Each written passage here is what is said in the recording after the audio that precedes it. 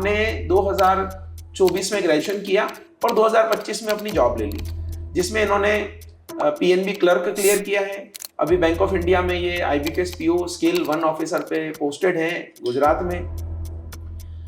इसके अलावा इन्होंने जो यूनियन बैंक ऑफ इंडिया का एलबीओ का एग्जाम था फाइनली वो नहीं दिया क्योंकि इनका सिलेक्शन हो चुका था और इनकी ये थॉट प्रोसेस थी कि क्यों दूसरों की सीट को कवर किया जाए। एसबीआई क्लर्क भी इन्होंने मींस नहीं दिया इसी वजह से। यानी 6 से 8 महीने की तैयारी में 4 एग्जाम के मींस तक पहुंचना, फाइनली क्लियर भी करना। कुछ एग्जाम को इसलिए नहीं देना कि दूसरों की सीट नहीं चली जाए। उस रिजल्ट में मेरे सामने एक सक्सेसफुल पर्सन थे हमारे नोन, उनको वो सिलेक्शन होते हुए देखा कि उनको तो रिस्पेक्ट मिली क्लास के टीचर्स से, दाकर सर को थे। तो इंग्लिश के लिए ना कई बार मैंने ऐसा देखा है कि कई लोग बोलते हैं कि टाइम्स ऑफ इंडिया नहीं पढ़ोगे या हिंदू नहीं पढ़ोगे, अखबार नहीं पढ़ोगे तो आपका सिलेक्शन होना मुश्किल है, कॉम्पिटिशन अच्छा नहीं होता है। तो क्या आपने ये स्ट्रेटजी अपनाई या कोई और स्ट्रेटजी अपनाई कि अखबार पढ़ना है? आपके फादर से मिला था तो मुझे उनसे पता लगा कि आप फैमिली का जो बिजनेस है आपका, वहाँ पर भी आप टाइम दे रहे थे। बैंक ऐसी चीज़ है सर, जो सैलरी स्लिप आपको देखने को मिलती है फर्स्ट 2 मंथ में ही, वो आपका सबसे अच्छा मोटिवेशन। अगर आप वो आज चीज़ डेट में देख लो, और बैंक के पास इतनी चीज़ें हैं देने को, आपको नहीं होगा कि बैंक आपके फर्नीचर फिक्सचर तक का देता है। मैंने ही पूछा था कि सर आप कितने इंटरव्यूज़ ले लेंगे।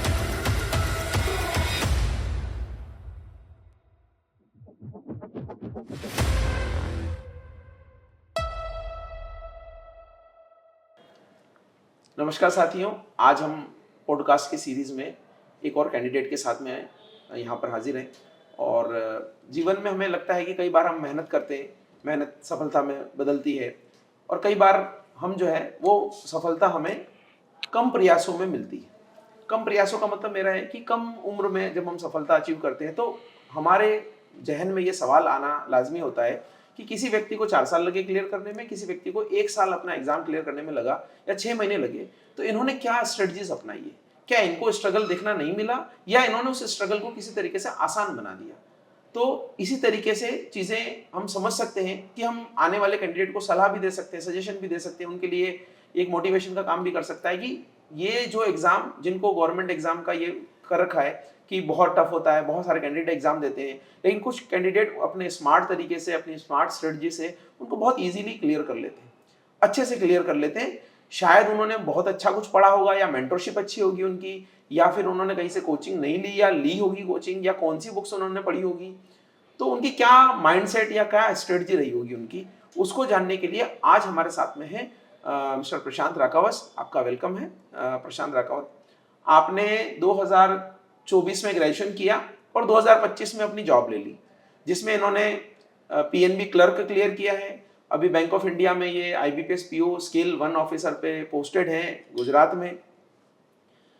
इसके अलावा इन्होंने जो यूनियन बैंक ऑफ इंडिया का एलबीओ का एग्जाम था फाइनली वो नहीं दिया क्योंकि इनका सिलेक्शन हो चुका था और इनकी ये थॉट प्रोसेस थी कि क्यों दूसरों की सीट को कवर किया जाए। एसबीआई क्लर्क भी इन्होंने मींस नहीं दिया इसी वजह से। यानी 6 से 8 महीने की तैयारी में 4 एग्जाम के मींस तक पहुंचना, फाइनली क्लियर भी करना। कुछ एग्जाम को इसलिए नहीं देना कि दूसरों की सीट नहीं चली जाए। तो इन्होंने क्या थॉट प्रोसेस, क्या स्ट्रेटजी के साथ में एग्जाम क्लियर किए, क्या इन्होंने ऐसा तरीका अपनाया कि इन्होंने बहुत अच्छे से कर दिया, तो हम इसी के बारे में आज हम जानेंगे। तो प्रशांत, सबसे पहले आपको बहुत बहुत बधाई कि आप जिस सपने को आपने देखा वही सपने को आज आप वहाँ पर साकार कर रहे हैं। ब्रांच में भी आप काम कर रहे हैं और जो चीज़ आपने सोची थी कि बैंकिंग में अपना करियर बनाना है, तो एक बहुत अच्छा करियर जो है आप शुरू कर चुके हैं। तो पहले तो आप मुझे ये बताइए कि जो बैंकिंग का सपना आपने देखा था उसी को जीते हुए आपको कैसा अनुभव हो रहा है वहाँ पर? Thank you so much Dhakar sir मुझे इस अपॉर्चुनिटी के लिए। और अनुभव बहुत ही अच्छा है, मतलब जिस चीज़ के लिए आप 1 साल तक ड्रीम करते हो कि बैंक की जॉब लग जाए, प्री क्लियर हो जाए, मेंस ये एग्ज़ाम क्लियर हो जाए, वो जॉब सीट पर बैठ के आप खुद महसूस कर सकते हो कि नहीं हम क्या रिस्पेक्ट ले रहे हैं। आज मैं 22 ईयर्स ऑफ एज में होता है कि क्या है अपने को मिला है। तो जब रूरल एरियाज़ में देखते हैं कस्टमर जब अपने से आके ग्रीट करता है, उसमें वो सारी फीलिंग आ जाती है कि कितनी अच्छी जगह पे हम बैठे हैं। जॉब बहुत ही अच्छा चल रहा है, मज़ा भी आ रहा है, काम करने का इंटरेस्ट तो अभी ब्रांच में जब आप वर्क कर रहे हैं और जो जनरली पहले आप जाते थे, जब आप अपने किसी काम से बैंक में गए होगे, तो जब आप लाइन के इस साइड थे और उस साइड के लोगों को देखते थे तो आपको डेफिनेटली मोटिवेशन आया ही होगा वहाँ से। अब आप लाइन के उस साइड हैं, तो क्या बदलाव आप देखते हैं? आपको लगता है कि वो लोग जो अंदर की साइड हैं, उनसे कोई आप अच्छा बेटर काम कर रहे हैं, या क्या ऐसा कुछ ऐसा हुआ हो आपके इंसिडेंट कि हाँ नहीं मैं ये बेटर कर रहा हूँ उन लोगों से पहले जो मैं देखता था? कैसा अनुभव है आपका उधर? डेफिनेटली सर, मैं पहले जैसे हम ब्रांच जाते थे जनरली कैश डिपॉजिट विड्रॉल उसी काम से हम जाते हैं जनरली। हुँ, जाते हैं, देखते हैं कुछ चीज़ में वाउचर में गलती होती है, वो हमको ऐसे बोलते हैं कि इस इधर यहाँ गलत लिख दिया, वो गलत लिख दिया। अब हम उसी सीट पर बैठते हैं, कस्टमर को समझाते हैं, उनकी हेल्प करते हैं। तो डेफिनेटली आइडिया लग जाता है कि हाँ, कहीं-कहीं चीज़ों की कमी रहती है। तो दिन ब दिन हम हमारा बेस्ट करके ट्राई कर सकते हैं, कस्टमर की हेल्प कैसे कर पाएँ। वो जब आते हैं, उनका अगर काम सक्सेसफुली हो जाए, तो उनका जो होता है ना ग्रीटिंग्स मिलती है अपन को, उनकी ब्लेसिंग्स मिलती है। वो एक बहुत अलग ही क्योंकि ये भी हम देखते हैं कि अ, थोड़ी लिटरेसी हमारे यहाँ पर कम ही रहती है, और जो अवेयरनेस है लोगों में वो उतनी नहीं है। इवन मुझे लगता है कि एक चेकबुक अप्लाई करने का फॉर्म भरने में भी हमें बताना ही पड़ता है, उनको गाइड करना पड़ता है कि यहाँ लिख दीजिए। और कई सारे केसेस में तो अकाउंट ओपनिंग में हम जैसे देखते हैं कि नॉमिनेशन भी नहीं देते हो, तो हमें सारी चीज़ें उनको समझानी पड़ती है। लेकिन मुझे लगता है कि ये आप एन्जॉय करते होंगे, क्योंकि आपको लगता है कि हेल्प का भाव भी आता है, और दूसरा सरकारी बैंकों में ये ट्रस्ट भी लोगों का बहुत ज़्यादा है, तो उसको हमें बनाए रखने में भी आपको अच्छा लगता होगा कि नहीं लोग मुझसे पूछ रहे हैं, बता रहा हूँ मैं उनको, उनकी हेल्प हो रही है, मदद हो रही है। तो ये भावना तो आपको ज़रूर आती ही होगी वहाँ पर। बिल्कुल सर, बहुत अच्छा लगता है जब ऐसे कस्टमर कोई भी छोटी-सी चीज़ भी पूछता है। हमको लगता है कि कस्टमर डेली क्यों पूछ रहा है? हुँ, हुँ। वो बार-बार एक ही चीज़ को हम बार-बार क्यों समझा, लेकिन उनको कहीं न कहीं हम हमारे पेरेंट्स को अगर उनमें अज़्यूम कर लें कि आज वो हमारी जगह ऐसे किसी बैंक में जाए होते हैं और उनको हेल्प मिले किसी, वैसी फीलिंग रहती है। नॉमिनेशंस जैसे आपने बताया, नॉमिनेशन बहुत ज़रूरी चीज़ है। तो वो उनको जब समझाते हैं उनकी लोकल लैंग्वेज में, या उनको बताते हैं कि भई आप जब नहीं रहोगे तब आपके पैसे उनको हम आराम से दे सकते हैं। नॉमिनेशन की हो गई, ऐसी काफ़ी चीज़ें होती हैं, तो उनकी हेल्प करने में मज़ा अलग आता है सर। बिल्कुल। और जब कस्टमर सैटिस्फाई होके जाए, वो ऐसे चेहरे पे स्माइल उसकी जो दिखती है वो।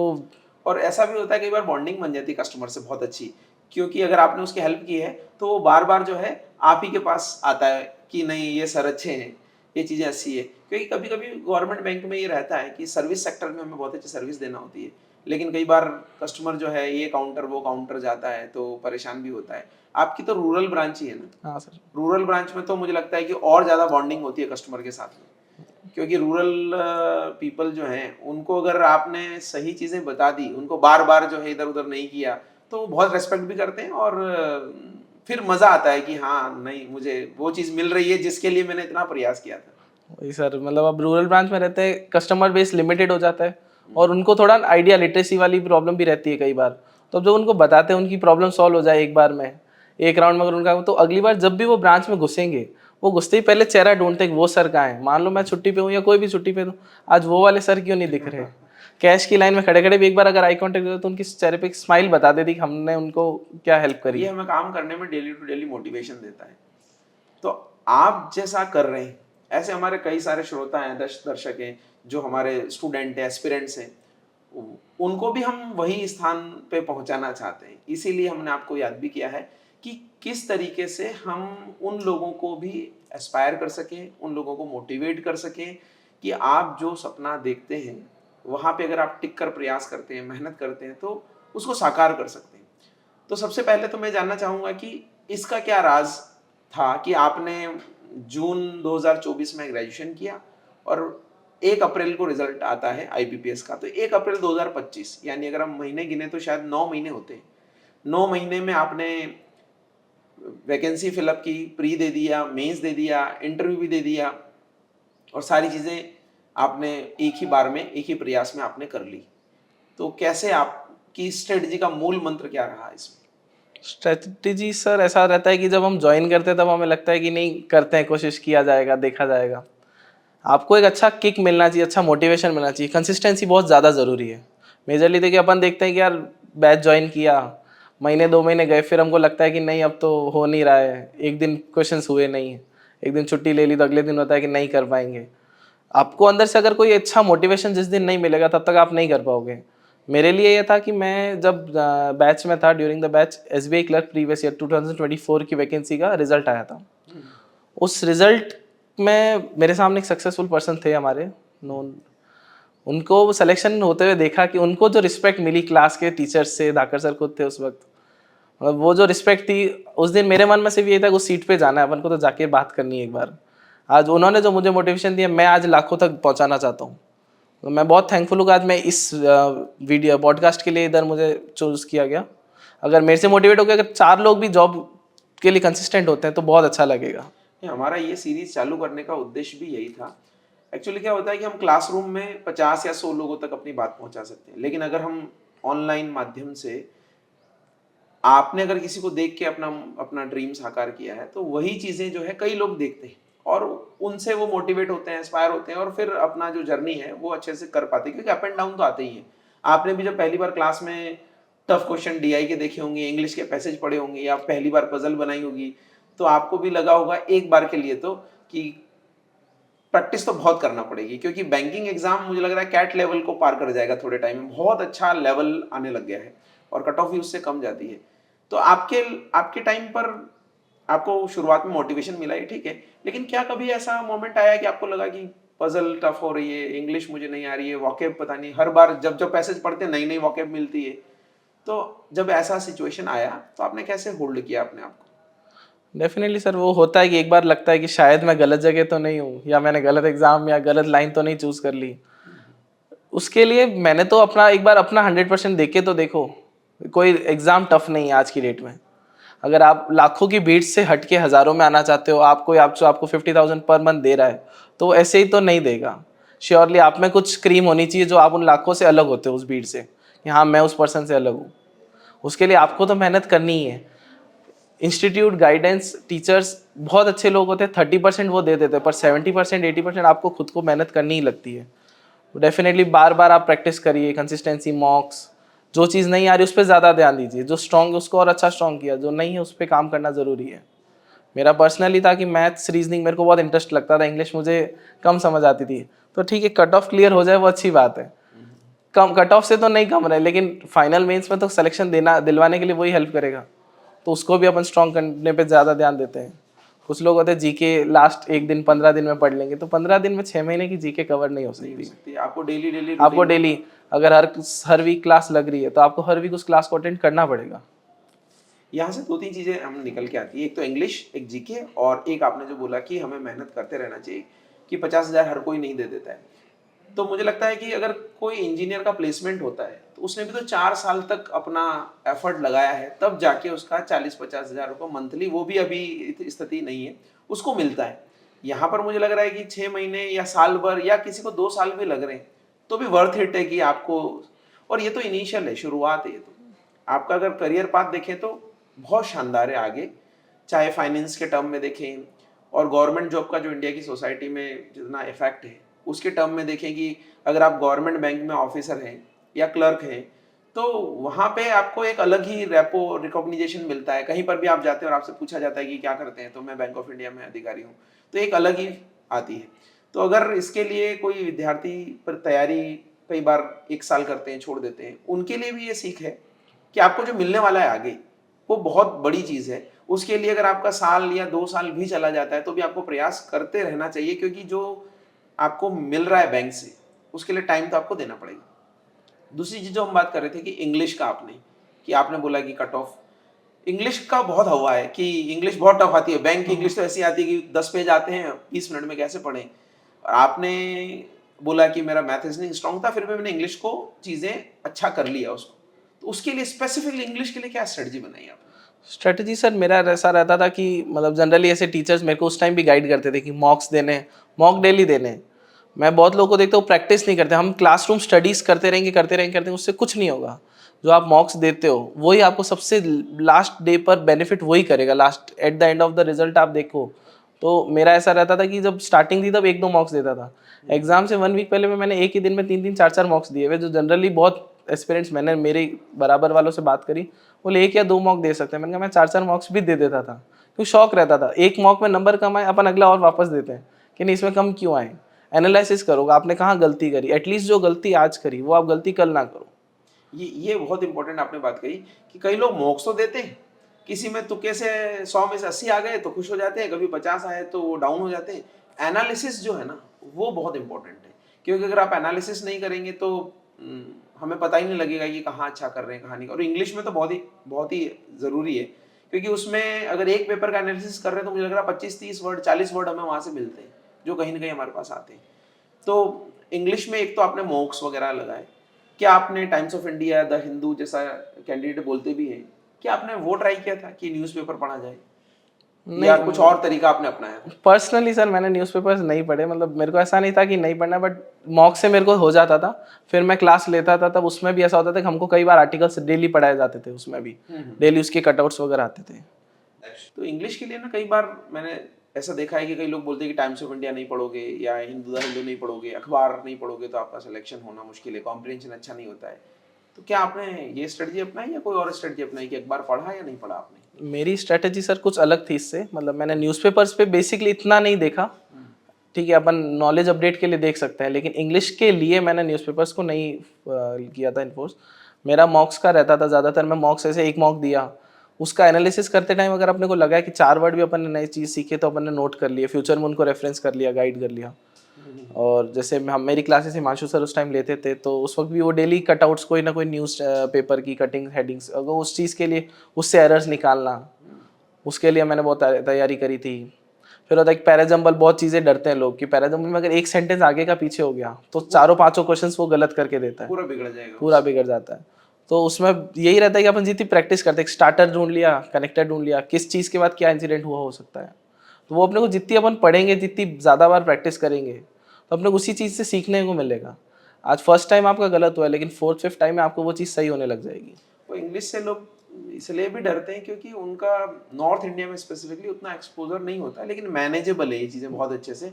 जैसे आप हिमांशु सर की बात कर रहे हैं तो वो काफ़ी मुझे लगता है एनर्जी से क्लास में पढ़ाते भी हैं, और कुछ चीज़ें जैसे पैराजम्बल की बात की है तो कहीं कहीं पर टेक्निकल पॉइंट होते हैं जो हम गलती कर रहे हैं, हमें नहीं पता होता है, लेकिन जब हमें चीज़ें क्लियर होती हैं तो हम बहुत अच्छा उसमें कर सकते हैं।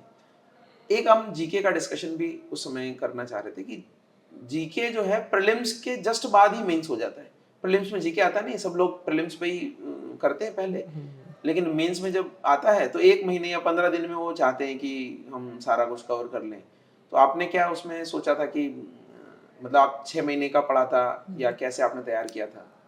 मेरा सर ऐसा था उस केस में, उस टाइम में, कि जीके वीकली क्लासेस लगती थी उस वक्त। तो मैंने वो एक भी क्लास एक भी दिन मिस करने का नहीं ट्राई किया कि आज ये क्लास छोड़ दिया जाए, क्योंकि जीके तो ज़रूरी है।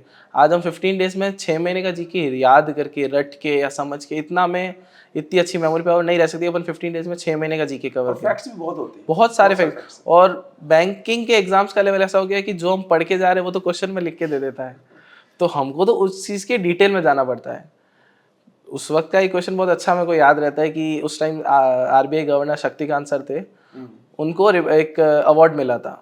तो हम ये चीज़ पढ़ के गए तो, और एग्जाम में यही आ गया था कि अवार्ड ये मिला है। वो पूछे कौन सी रेटिंग मिली थी उनको, तो और ऑप्शंस थे AA plus, triple A minus. अब उस चीज़ में हम वहाँ चीज़ फंस जाते हैं। तो जीके ऐसा होता है कि अपन एक बार पढ़ेंगे तब हमें नहीं याद होता, 2-3 बार पढ़ेंगे तब ऐसा लगेगा हाँ याद है, कहीं रीड नोट्स किया हुआ है। मेकिंग करके नोट्स रिवीजन। मेकिंग, रिवीजन जितना आप करोगे, चौथी पांचवी बार आप रिवाइज करोगे तब आपको लगना शुरू होगा कि हाँ ये चीज़ तो पढ़ी है। एग्जाम में 40 क्वेश्चन आते हैं, 40 में से 10-15 क्वेश्चन ऐसे होते हैं कि जो अपने को देख के लग रहा है अपन ने कहीं तो पढ़े, बट उसका आंसर क्लिक नहीं कर पा रहे। और जीके वैसे स्कोरिंग भी है, स्कोरिंग है सर बहुत क्योंकि अच्छा आराम से। मैथमेटिक्स में तो कई बार हो सकता है इनकेस कोई फार्मूला या कोई कैलकुलेशन मिस्टेक हो गई, जीके में तो अगर आपने पढ़ा हुआ है तो टिक ही करना है उसको 4 ऑप्शन में से, और इवन थोड़ा बहुत कम भी याद है तो भी 4 ऑप्शन में से आपको याद आ जाएगा उस समय की कहीं ना कहीं मैंने। टाइम भी रहता है जीके में, टाइम अपने भी पास रहता है। सेक्शनल टाइम भी रहता है, कोई दिक्कत नहीं है। अपन को जो क्वेश्चंस करने हैं अपन उसी पे फोकस करें। मेरा ऐसा पर्सनली गाइड मानना है कि अपन जिस दिन प्री एग्जाम दे के आते हैं, एग्जाम हॉल से बाहर आते ही अपने को फील हो जाता है कि एग्जाम क्लियर होगा या नहीं, उसी दिन से आप मेंस की तैयारी स्टार्ट कर दीजिए। उसी दिन से आप एटलीस्ट जीके तो उसी वे में कर दीजिए। मतलब ऐसा है कि आप उस रिजल्ट आने के बाद पढ़ना स्टार्ट करोगे तो उस वक्त आपके पास मैथ रीजनिंग भी होंगे मॉक्स देने के लिए, मेंस का लेवल भी टैकल करना होगा, प्रेशर भी हैंडल नहीं होगा। उस वक्त आप जीके वाले आप कितना भी बुक्स टटोलोगे आपको इतना बेनिफिट नहीं कर पाएगा। मे भी कुछ लोगों को बेनिफिट करता है, सबका माइंड अलग होता है, बट अलग अलग स्ट्रेटजी होती है अलग अलग सबकी। स्ट्रेटेजी होती है। बट जीके ऐसा है कि आप स्टार्टिंग से करके रखिएगा। आप एग्जाम्पल इस साल के अटेम्प्ट देना चाहते हैं तो at least 4-6 month prior to the exam आप मान के चलो कि ये तो इतना तो कवर करना ही जरूरी है। बाकी सब तो सरप्राइज है उस दिन कौन से मंथ को उसने कवर किया, बट मेजरली फाइनेंशियल्स हो गया, बैंकिंग हो गया, इससे रिलेटेड तो जरूरी है। अभी इन्होंने जीके में अपडेट भी किया है कि इकोनॉमी भी डाला है, आरबीआई के सर्कुलर्स भी डाल दिए हैं, बैंकिंग अवेयरनेस और डिजिटल अवेयरनेस भी डाल दी है। तो अब इतनी सारी चीज़ें किसी बुक से नहीं पढ़ी जा सकती, आपको न्यूज़पेपर, मैगजीन, दोस्तों से डिस्कशन, कुछ इस तरीके से आपको जो है वो सारा ओवरऑल प्रिपेयर करना पड़ता है। एक मुझे भी एक ऐसा क्वेश्चन याद आया जो आपने बोला था कि आरबीआई गवर्नर को अवार्ड मिला लेकिन पूछा कुछ और। नीरज चोपड़ा ने जब ओलंपिक में गोल्ड मेडल या जीता था मेडल, उस समय ये नहीं पूछा गया किसने जीता है, क्या जीता, उससे पूछा गया था कि वो जो उसने जेवलिन थ्रो किया था वो कितने मीटर पे थ्रो किया था। तो फैक्चुअल इंफॉर्मेशन है, आप 15-20 मिनट में 15-20 दिन में तैयार नहीं कर सकते, आपको लॉन्ग टर्म देना ही पड़ता है उसके लिए। बिल्कुल सही है। एक आपने जो हम बात कर रहे थे अभी कि आपने कम समय में तो किया है, लेकिन जब मैं आपके फादर से मिला था तो मुझे उनसे पता लगा कि आप फैमिली का जो बिजनेस है आपका, वहाँ पर भी आप टाइम दे रहे थे।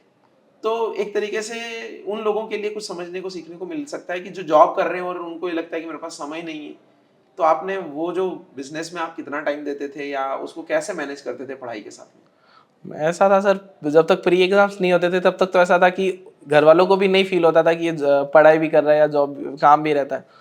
तो उस टाइम तक तो इतना कुछ होता ही नहीं था, हम काम ही करते थे। दिन 2-3 घंटे क्लासेस जाते थे, 4 घंटे क्लासेस से वापस आके शॉप पे बैठ जाता था। फिर रात को अपने लिए टाइम निकाल के 2 घंटे 3 घंटे लेट सोया, 2 घंटे रात को पढ़ाई करी।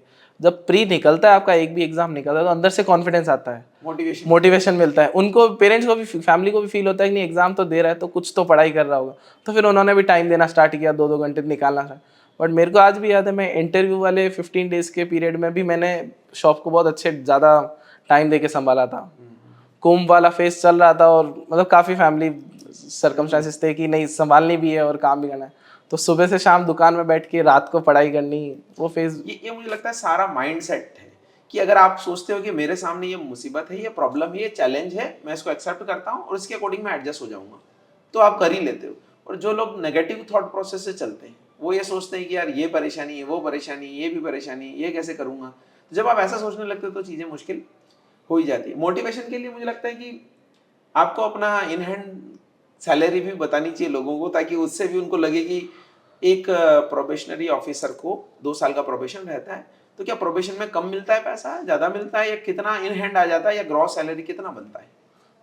बैंक, मतलब बैंक ऐसी चीज़ है सर, जो सैलरी स्लिप आपको देखने को मिलती है फर्स्ट 2 मंथ्स में ही, वो आपका सबसे अच्छा मोटिवेशन। अगर आप वो आज चीज डेट में देख लो, और बैंक के पास इतनी चीज़ें हैं देने को, तो आपको नहीं होगा कि बैंक आपके फर्नीचर फिक्सचर तक का देता है। बिल्कुल। ड्यूरिंग द प्रोबेशन नहीं देगा, 2 साल बाद देगा, कंफर्मेशन के बाद देगा, वो हर बैंक की पॉलिसी रहती है। बट इतनी चीज़ें हैं कि आपको मोटिवेशन वही बहुत है। अगर इन हैंड की बात करें तो मेरे को अभी 70,000 मिल जाता है in hand, in hand in officer PF वगैरह सब कुछ कटने के बाद। पीएफ अगर कटने के बाद।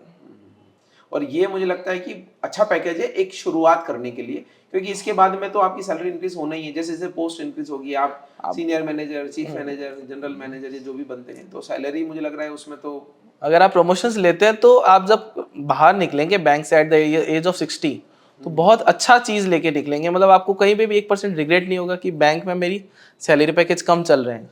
एक ये भी जो आप बोल रहे हैं ना कि अदर चीजें करता है, फर्नीचर फिक्सचर्स, इसके अलावा भी मुझे लग रहा है कि आपको एलटीसी मिलता है, आपकी फैमिली को इंश्योरेंस, जो मेडिकल एक्सपेंस वो होते हैं, आपका जो नॉर्मली ईयरली जो रहता है, आपको फोन के पैसे मिलते हैं, कैंटीन सब्सिडी का, सूटकेस के पेट्रोल पैसे का, मिलते हैं। सूटकेस का, मतलब वो अदर छोटी से छोटी चीज़ आप जो सोचते हैं, न्यूज़पेपर तक का मिलता है आपको, अगर हर मंथ आप यूज़ कर रहे हैं। हर बैंक की पॉलिसी अलग है, किसी को शैम्पू वगैरह का भी मतलब आपको बेनिफिट्स बहुत है बैंक में। आपको पर्स बेनिफिट्स में कहीं कमी नहीं आती है। जो सीटीसी आता है कॉर्पोरेट में कि कॉस्ट टू कंपनी, अगर कॉस्ट टू कंपनी देखें तो ये बहुत ज्यादा है, अगर आप इस फाइनेंस के पार्ट को छोड़ दें। आप अगर अच्छी कॉर्पोरेट में भी जॉब कर रहे हो तो जो आप 5 to 10 ईयर्स के बाद जो पैकेज मानते हो, वो इधर आपको विद इन 2 to 5 ईयर्स मिल जाता है। बिल्कुल सही।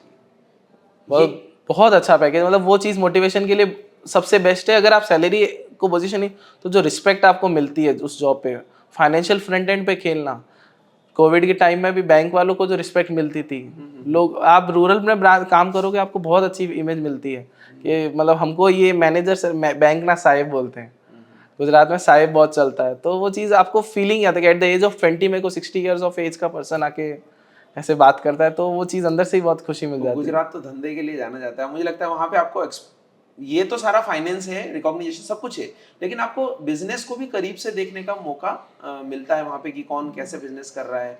वहाँ पे आपको बिजनेस एक्टिविटी ज़्यादा ही देखने को मिलती है, तो हमें लर्निंग भी काफ़ी अच्छी वहाँ पर मिलती है। आपकी अगर थोड़ी प्रिपरेशन पे वापस जाएं, क्योंकि हमारा मेन मोटिव ये है कि मोटिवेट भी करना है लोगों को कि कैसे वर्किंग चल रही है, प्लस ये भी बताना है कि हम कम समय में या स्मार्ट स्ट्रेटजी से कैसे प्रिपेयर कर सकते हैं। तो हमने जीके इंग्लिश वगैरह का सारा बात किया। एक जो मुझे सबसे बड़ा लगता है कि तैयारी खूब लोग करते हैं, मतलब ऑलमोस्ट करते ही हैं, प्री निकाल लेते हैं, कुछ लोगों को प्री नहीं निकालता है, मेंस निकाल लेते हैं, लेकिन वो जो एग्जाम के 1 या 2 घंटे का जो टाइम होता है ना, वहाँ जाकर बहुत सारे स्टूडेंट जो है पैनिक मोड चालू हो जाता है। उनको लगता है कि मेरे से तैयारी तो की मैंने, जितना मैं पढ़ के गया था उतना मैं परफॉर्म नहीं कर पाया, अच्छा नहीं कर पाया। तो एग्जाम का जो वो टाइम रहता है, उसमें आप कैसे परफॉर्मेंस को बढ़ाने का सोचते थे, कैसे काम रह के वो करते थे? क्योंकि बैंकिंग में टाइम तो फिक्स्ड ही है, सेक्शनल टाइम कट ऑफ है यहाँ पर। वही है सर। आप ऐसे होता नहीं, क्लासेस में तो हम डेली चीज़ पढ़ते हैं, कोई क्वेश्चन हमारे सामने आता है, जब हमको फ्री टाइम में वो देंगे हम 2 मिनट 5 मिनट में सॉल्व कर ही लेंगे। कोई भी कर लेगा, आप भी कर सकते हैं, मैं भी कर सकता हूँ, कोई भी रैंडम पर्सन भी किया जा सकता है। घर जाके तो पूरा पेपर घर जाके तो पेपर सॉल्व हो ही जाएगा, 1 घंटे का टाइम है, 2-3 घंटे में हो जाएगा पेपर सॉल्व। पर आप उस बैंक जब असली एग्जाम है तब आपको लगता है कि मेरे पास एक ही चांस है। आपका होता है कि जैसे रीजनिंग सेक्शन खराब गया तो अपना मैथ सेक्शन पे भी वो पूरा इफेक्ट रहता है, पूरे एग्जाम में याद रहता है कि मेरी वो पजल शायद गलत बनी थी, मेरी ये क्वेश्चन गलत हो गया था। तो वो चीज़ गिल्ट के चक्कर में अपना अगला टाइम भी खराब होता है। इसमें मेरा ऐसा स्ट्रेटेजी रहता था कि जब मेरा भी फर्स्ट टाइम एग्जाम था तब मुझे भी वो चीज़ थोड़ी सी फील हुई थी, बट ठीक है, मेरा रीजनिंग सेक्शन के बाद मैंने मैथ सेक्शन पे उसको इफेक्ट नहीं आने दिया। उल्टा ये हुआ कि नहीं, अपन रीजनिंग का जो डेफिसिट रहा है वो कवर कैसे करेंगे, मैथ्स में कैसे कवर? मैथ्स में कैसे कवर करेंगे। जबकि आरआरबी बीओ प्री पहला एग्जाम था मेरा, रीजनिंग में मेरे अटेम्प्ट्स कम हो गए थे काफ़ी, मतलब 25 मिनट्स में सिर्फ 23 अटेम्प्ट्स हुए थे, तो बहुत कम है सोचा जाए तो 20 मिनट्स में मैथ्स में क्या किया जाए कि, तो वही स्टार्ट था कि खुद को ऐसा एक बार काम दिया, 1 मिनट दिया खुद को नहीं करना है अभी, नहीं तो फिर बाद में तो बाहर जाने के बाद रिग्रेट करने का कोई लॉजिक नहीं रहता। अब मैंने मैथ्स में 32 अटेम्प्ट्स थे मेरे 20 मिनट्स में, तो एक बहुत बड़ी चीज़ है, मतलब मैं भी एक्सपेक्ट नहीं कर रहा था कि इतना कुछ हो जाएगा मेरे से। क्लियर जब होता है ना प्री का एग्जाम, तो वो मोटिवेशन मिल जाता है, कॉन्फिडेंस आ जाता है। आप जितने मॉक्स देते हैं, मतलब मॉक्स से आपको बहुत बेनिफिट मिलेगा। वो आपके ब्लड में आ जाता है चीजें कि आप कहते हैं ना कि अनकॉन्शियस माइंड में भी वही चीजें करते हो आप, क्योंकि आप इतना प्रैक्टिस कर चुके हो पहले। यहाँ पर क्या है, लोग कुछ जो एग्जाम में कुछ स्टूडेंट नेगेटिव अप्रोच भी अपनाते हैं। कैसे कि एक क्वेश्चन अगर उनसे नहीं हुआ है तो उसी के पीछे लगे रहेंगे, या उस क्वेश्चन को सोच के अपना पूरा जो पेपर है वो बिगाड़ देते हैं। तो हमें क्या स्किप वाली स्ट्रेटजी भी अपनानी चाहिए, क्योंकि जिन क्वेश्चन को आपको नहीं हो पा रहे हैं तो उनको छोड़ के इजी क्वेश्चन को आप अच्छे से कर सकते हैं। स्किप करना बहुत ज़रूरी है सर। एक क्वेश्चन नहीं बनी, एक पजल अपने से नहीं बनी, अब हम उस पजल को 4 बार पढ़ेंगे, जो हमने ए को लेफ्ट में बैठाया है वो कभी भी राइट में नहीं होगा। अगर लाइन राइट लिखी भी है तो अपन उसको लेफ्ट पढ़ेंगे, बिकॉज हमारे माइंड ने वो पढ़ लिया चीज़ कि हमने यहाँ तो हम गलती नहीं कर और पाएंगे। ये सिली मिस्टेक्स ऑलमोस्ट सब लोगों से होती है, लेकिन कुछ लोग इसको हैवी प्रेशर, अंडर प्रेशर आ जाते हैं, ज्यादा प्रेशर के तौर पर लेते हैं, और कुछ लोग जो है इसको स्किप करके आगे बढ़ते हैं। क्योंकि अगर मेंस की बात करें तो इस बार जो कट ऑफ रही है आप वाले में तो शायद 65 रही है। तो 65 मैं बता दूं एस्पिरेंट को कि 225 में से 65 है, तो छोड़ने वाले ज्यादा हैं, करने वाले तो 33% है। और इस बार जो कट ऑफ रही है वो 74-75 के आसपास रही है। तो हमें स्किप करके ही चीज़ें आगे बढ़ सकते हैं। और जब मेंस आपका क्लियर हो जाता है तो फिर आपका आता है अंतिम पड़ाव, इंटरव्यू। और इंटरव्यू जो है मुझे लगता है आपकी पर्सनैलिटी का टेस्ट है, क्योंकि पहले वो आपका नॉलेज तो चेक कर चुके हैं। वहाँ पर वो लोग बहुत सारी चीज़ें 10 मिनट में, मुश्किल होता है कि आप सब कुछ बता पाओ, चीज़ें कर पाओ। कई लोग पहले एक्सपोजर नहीं रहता है तो डरते भी हैं। आपका इंटरव्यू अनुभव कैसा रहा था उस समय? इंटरव्यू सर वैसा होता है कि 10 नॉलेज, सर ने जो बात बोली वो बहुत सही है कि नॉलेज तो था तभी इस स्टेज तक आए। अब आप उस नॉलेज को सही जगह यूज़ कर पा रहे हैं या नहीं, उसकी क्राइटेरिया रहता है कि भी आप अगर उस पोस्ट या जिस सीट के लिए आप अप्लाई करना चाहते हो उसके लिए आप एलिजिबल हो भी या नहीं। मेरा इंटरव्यू फेस 8 to 10 मिनट्स चला था, और मतलब उधर आप कुछ भी तैयार करके जो अपने लिए अनएक्सपेक्टेड है, उनको नहीं पता है आपके क्वेश्चन में से, आपके आंसर में से अगला क्वेश्चन निकल के आएगा। मतलब ऐसा होता है कि सॉरी भी बोलना पड़ता है कई बार कि हमें कोई चीज़ नहीं याद है, बट आप सारे क्वेश्चन आप नहीं दे सकते। मेरे खुद के साथ ऐसा होता है, 2 क्वेश्चन मेरे ब्लैंक हो गया, कुछ याद ही नहीं आ रहा। तो हमने उस वक्त भी, मैंने भी सॉरी बोला था कि sorry I am not able to recall. उस वक्त मुझे भी लगा कि मेरा इंटरव्यू गया, अब अपने को अगले एग्जाम के लिए फॉर्म की डेट ढूंढ लो, दिमाग में रख लो। बट होता है कि उधर आप उस एक क्वेश्चन को दिमाग में रख के अगले क्वेश्चन का आंसर गलत नहीं दे सकते। आपको अपना प्रेजेंस ऑफ माइंड, मतलब ऐसा था कि धाकड़ कॉन्सेप्ट में मैंने इंटरव्यू, शायद आपने पहली क्लास ली थी तब मैंने ही पूछा था कि सर आप कितने इंटरव्यूज ले लेंगे हमारे। आपने बोला था हम 4 से 5 की कोशिश, क्योंकि टाइम बहुत क्रूशियल रहता है, 10 डेज मिलते हैं हमको सिर्फ, बिल्कुल कम ही दिन मिलते इस वजह से 4 या 5 इंटरव्यूज का आपने बोला था। लेकिन मैंने इंटरव्यू डे से एक दिन पहले तक आई रिमेम्बर 8 से 10 बार आपसे इंटरव्यू, मतलब इंस्टीट्यूट में लेने का, अलग अलग पैनल से। तो उससे मुझे ऐसा था कि अपन को इंस्टीट्यूट का साथ नहीं छोड़ना चाहिए। आज क्लास में हम बैठे हैं तो 3 घंटे की क्लास है, तो 7 बजे घर जाना ज़रूरी नहीं है। 7 के बाद आप आधा घंटा टीचर से कनेक्ट कीजिए। आपकी जो पर्सनल प्रॉब्लम्स है छोटी छोटी, इंग्लिश आपसे नहीं हो रही तो आप एक मिथ बना के बैठे कि मेरे से इंग्लिश तो नहीं होगी, बट आप उसके लिए आपने क्या काम किया, आप टीचर से कनेक्ट करिए कि कहाँ मेरे लिए प्रॉब्लम आ रही है। वो क्या, आपके मेंटर्स बहुत हेल्प करते हैं उसमें। अभी हमने काफ़ी सारी चीज़ें कवर की हैं इसमें। एक दो बातें और मैं आपको जो अल्टीमेट जानना चाहूँगा। एक तो कोई ऐसा मिथ है क्या जो बैंक वाले स्टूडेंट तोड़ मतलब रखते हैं, आपके साथ में भी कुछ लोग हुए होंगे, तो कौन सा ऐसा मिथ है जो आप तोड़ना चाहोगे स्टूडेंट का कि ये ऐसा तो नहीं होता है? ऑफ कोर्स वो है, उसके लिए मेरे को बहुत ऐसे रहता है कि जब हम घुसते हैं तो हमको ये बोले बैंक की तो यूपीएससी से जस्ट नीचे आ रहा है, कैट लेवल का एग्जाम हो गया है, 3-4 साल तो लग जाएंगे। मिथ टूटना चाहिए, क्योंकि मैंने अगर 8 मंथ्स में निकाला है, मेरे लिए मेरा पहला मोटिवेशन मेरी सिस्टर खुद थे।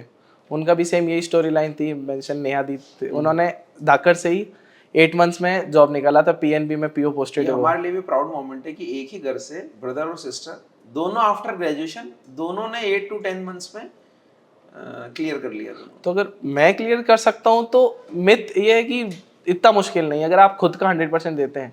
स्टूडेंट अपना 70% 60% देते हैं, पढ़ नहीं पा रहे हैं या मॉक्स नहीं दे पा रहे हैं या कुछ भी XYZ रीजंस रहे उनके, अगर आप अपना 100% दिए बिना एक्सपेक्ट करो कि रिजल्ट मेरे को पॉजिटिव मिले, तो वहाँ भीड़ बहुत है।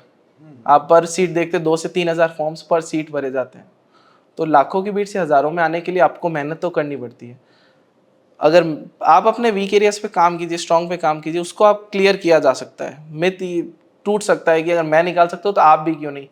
चलिए 4 नहीं तो 2 साल, 1 साल, 1.5 साल, 2 अटेम्प्ट्स में आप अगर आपने 100% दिया है, आपने अपने पूरी मेहनत पूरे 100% दे दिया, कि पूरा झोंक दिया अपने अंदर, तो साल भर में आपको रिजल्ट मिल सकता है। और इतने ऑप्शंस हैं, सिर्फ IBPS पीओ क्लर्क नहीं, SBI PO clerk, RRB PO clerk, फिर इंश्योरेंस के सेक्टर के इतने एग्जाम्स होते हैं। और सबकी तैयारी एक जैसी, सबकी तैयारी एक जैसी। उल्टा RRB और इंश्योरेंस में आपको कंप्यूटर का बहुत अच्छा बेनिफिट मिलता है, क्योंकि वहाँ पर कंप्यूटर का अच्छा खासा अमाउंट बहुत अच्छा स्कोर रहता है। मैं खुद BCA ग्रेजुएट हूँ, तो मेरे लिए कंप्यूटर बहुत अच्छा स्कोरिंग ऑप्शन रहता है।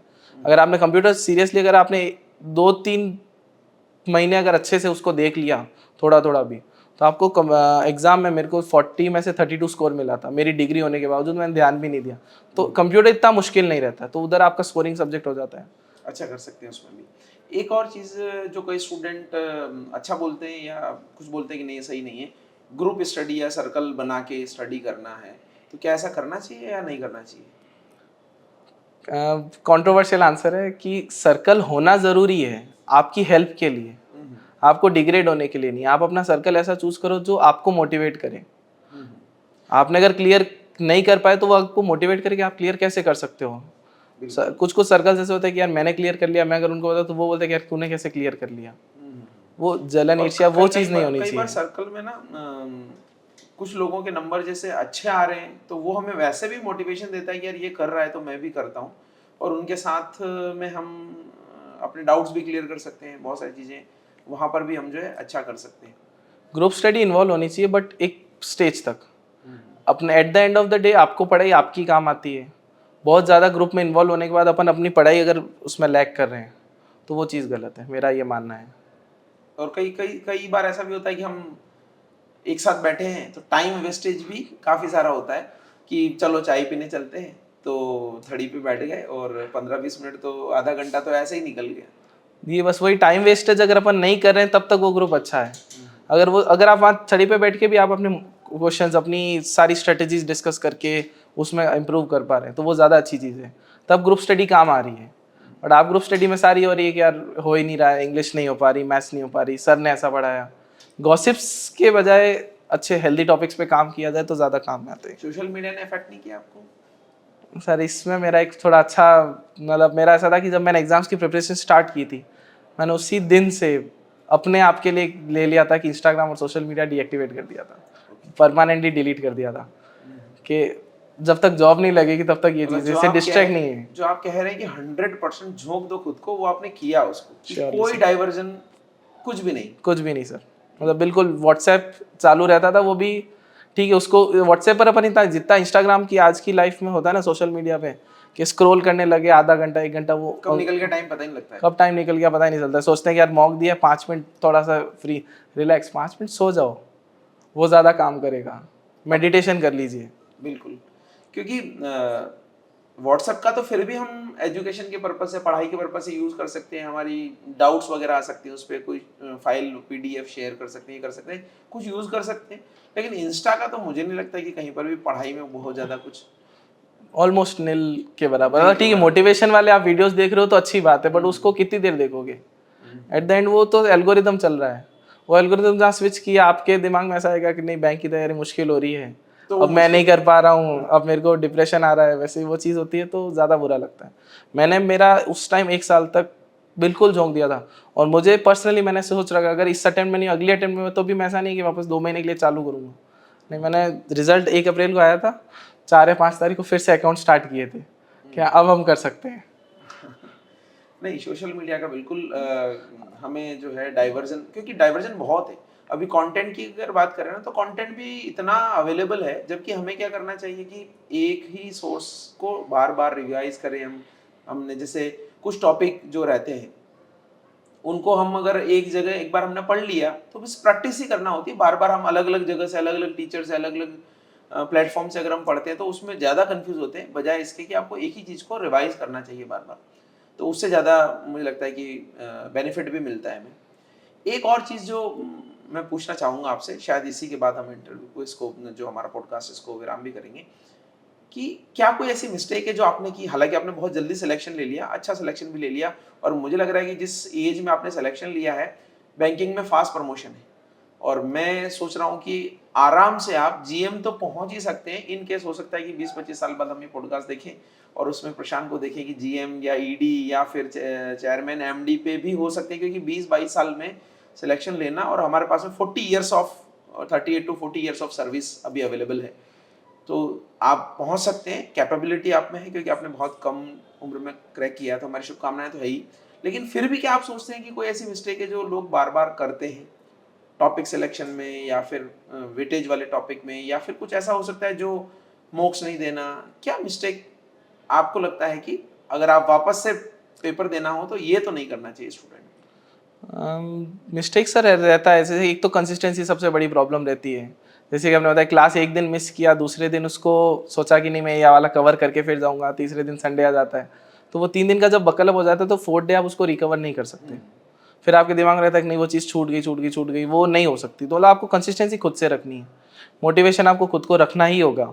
आप खुद जब तक मोटिवेट, आप खुद अपनी अंदर से किक नहीं मिलेगी तब तक आप ठीक है, आप जा रहे हो ज़बरदस्ती बैग उठा के क्लास जा रहे हैं, जो पढ़ाया समझ आया ठीक है, नहीं समझ आया कोई ना, नहीं करेंगे। थोड़ा पढ़िए, डेली पढ़िए, थोड़ा पढ़िए, 1 घंटा पढ़े या 2 घंटा पढ़े। मैं स्टार्टिंग में मैंने 2 महीने तो कुछ भी नहीं पढ़ा था, हम भी वैसे ही थे कि ठीक है कोशिश करना है।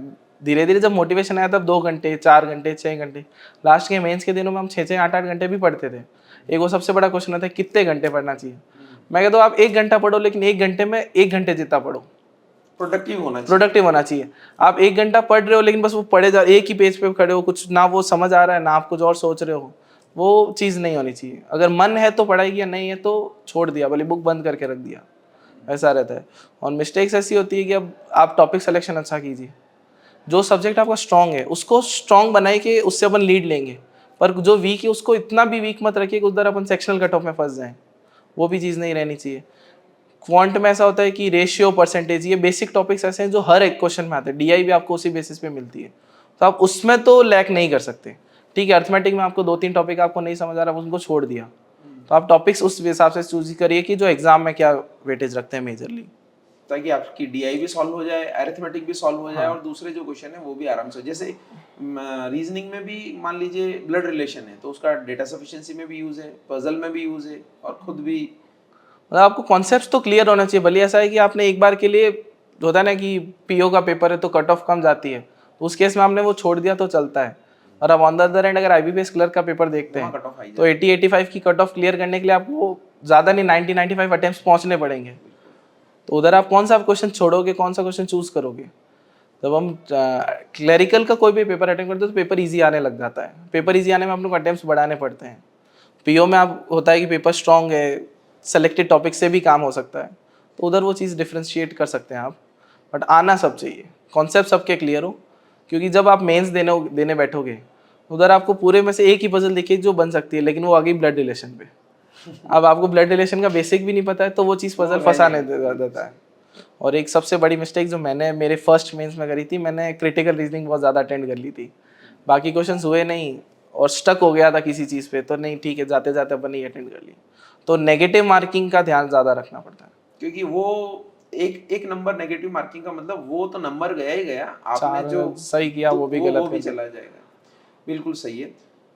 तो एस्पिरेंट के लिए तो यही संदेश मुझे लगता है कि ऐसी सैकड़ों कहानियां हैं, कई सारे लोग जो हैं वो अपनी मेहनत के दम पर अलग अलग स्ट्रेटजी को अपनाते हुए एक ही मंजिल पर पहुंचते हैं, अपना सपना साकार करते हैं। ऐसे कई लोगों से हमने रूबरू कराने का ये जो हमारा पॉडकास्ट सीरीज है इसमें हमने सोचा है। और जब डिफरेंट डिफरेंट लोग आते हैं अपनी स्ट्रेटजीज बताते हैं, तो हो सकता है इनमें से आपको कोई स्ट्रेटजी वर्क करे, आपको मोटिवेशन मिले। तो ये हमारी सीरीज लगातार रहेगी, कई सारे एस्पिरेंट्स को, कई सारे सिलेक्शन जो हमारे यहाँ पर हुए हैं उनको हम लाते रहेंगे। इसी कड़ी में आज प्रशांत राकावत का हमने इंटरव्यू किया है, इनके साथ पॉडकास्ट किया है। तो इनको बहुत बहुत धन्यवाद कि आप आए और आपकी जर्नी से कई सारे लोग जो हैं जुड़ेंगे और ये समझेंगे कि हाँ मैं भी इसी तरीके से कर रहा हूँ, तो उनको भी मोटिवेशन मिलेगा। तो thank you so much Prashant. Thank you so much sir. मैं क्रेडिट तो मेरा सबसे बड़ा आपको ही जाता है कि जो मोटिवेशन रहता है ना, कंटिन्यू डेली सर से कनेक्ट करना, लिंक करना। बहुत बार ऐसे मैंने बहुत जगह देखा कि स्टूडेंट्स लिंक नहीं करते हैं टीचर से, तो वो लिंक आपको खुद को क्रिएट करके रखना होता है, वरना मेंटर तो हर जगह हेल्प करते ही है। Thank you sir.